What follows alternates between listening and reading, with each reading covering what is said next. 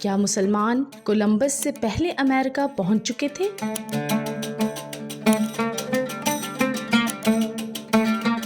1492 دنیا کی تاریخ میں ایک ایسا سال جسے ہم سب اسکولوں میں یاد کرتے ہیں۔ اسی سال کرسٹوفر کولمبس بحر اوقیانوس کے پار نکلا اور نئی دنیا یعنی امریکہ تک پہنچا۔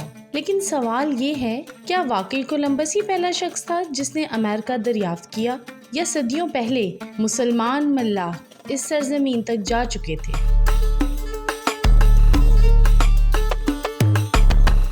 8ویں سے 14ویں صدی تک اسلام نے علم و تحقیق کی وہ روشنی پھیلائی جو پوری دنیا کو منور کر گئی۔ یہ وہ زمانہ تھا جب یورپ اندھیروں میں ڈوبا ہوا تھا، لیکن بغداد، کرتبہ، غرناطہ اور قاہرہ میں لائبریریاں، رصدگاہیں اور سائنسی تجربہ گاہیں آباد تھیں۔ مسلمان سائنسدان صرف ستاروں کا مطالعہ نہیں کرتے تھے، وہ زمین، فاصلوں اور سمندروں کے راز جاننے میں مصروف تھے۔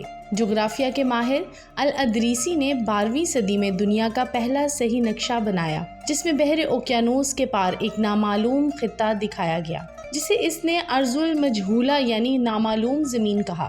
یہ وہی سمت تھی جس طرف بعد میں کولمبس نکلا تھا۔ اب ہم چلتے ہیں افریقہ کے مغرب میں، جہاں 13ویں اور 14ویں صدی میں ایک عظیم مسلمان سلطنت تھی، سلطنت مالی یعنی مالی امپائر۔ یہ سلطنت عام تجارت اور دولت میں اپنی مثال آپ تھی۔ اسی سلطنت کے سب سے مشہور بادشاہ وہ منسا موسیٰ تھے، جنہیں دنیا کا امیر ترین شخص کہا جاتا ہے۔ لیکن ان سے پہلے ایک اور بادشاہ ہوا، ابوبکر دوم۔ تاریخی حوالوں کے مطابق ابوبکر دوم سمندروں کا عاشق تھا۔ اس نے اپنے علماء اور ملاحوں سے پوچھا، کیا بحر اوقیانوس کے پار کوئی اور زمین ہے؟ اور جب کسی کے پاس جواب نہ تھا تو اس نے خود یہ راز معلوم کرنے کا فیصلہ کیا۔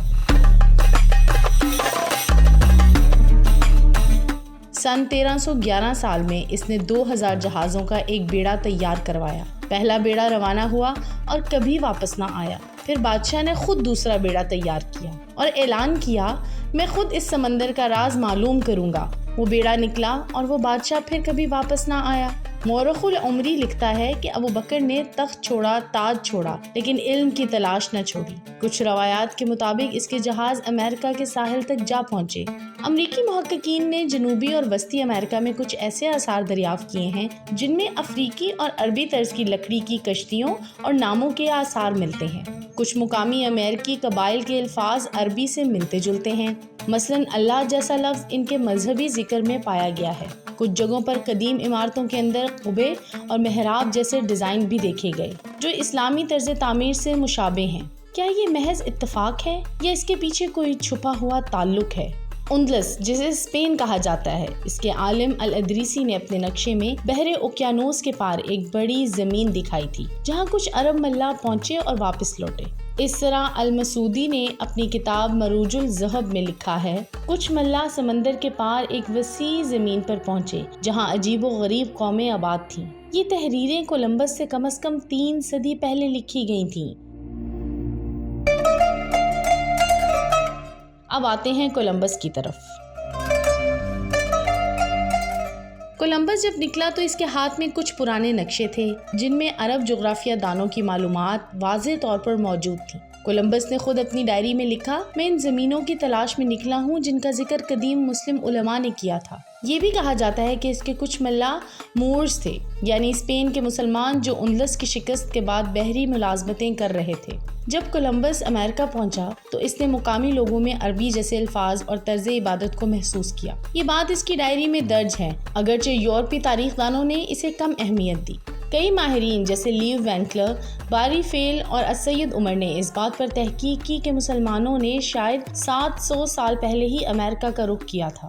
ڈاکٹر یوسف مری اپنی کتاب before Columbus Muslim Discovery of America میں لکھتے ہیں، امریکہ میں عربی تحریروں، اسلامی طرز عمارت اور مغربی افریقہ کے بحری آثار اس بات کی نشاندہی کرتے ہیں کہ مسلمان یقیناً یہاں پہنچ چکے تھے۔ کیا واقعی مسلمان امریکہ پہنچ چکے تھے؟ اس پر آج بھی مورخین میں اختلاف ہے، مگر ایک بات تو طے ہے کہ مسلمانوں کے پاس وہ علم، آلات اور جذبہ موجود تھا جو اس سمندر کے پار جانے کے لیے ضروری تھا، اور جب دنیا کو یہ تک معلوم نہیں تھا کہ زمین گول ہے، تب مسلمانوں نے اس پر یقین کیا، نقشے بنائے اور سمندروں میں اتر گئے۔